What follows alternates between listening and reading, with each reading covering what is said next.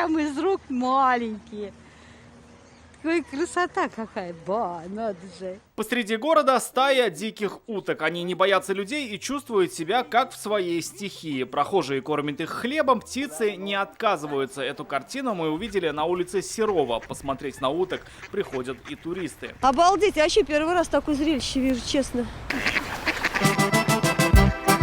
Если для кого-то это чудо природы, то для местных жителей утки у дома обычная картина. Они живут здесь уже больше 6 лет, сдружились со всем двором. Вороны, галки, голуби вместе вот дружат. Мы удивляемся. Вот Собак иногда только вот. собаки гоняют. Все началось, когда серые шейки облюбовали небольшой пруд на улице Серова. Летом здесь много растительности. Зимой водоем замерзает, и птицы выходят к людям. Они же вот прям с руки едят уже. Ее обходишь, вот ты идешь в булочную, и она даже дороги не уйдет. Вот доедет. Отлови кусочек булки, и все. Многие годы их подкармливает и Сания Мухаммадулина. Говорит, утки без ума от хлеба. Хлеб, вон хлебные рядом. Покупают и вот кормят их. А вы им что готовите?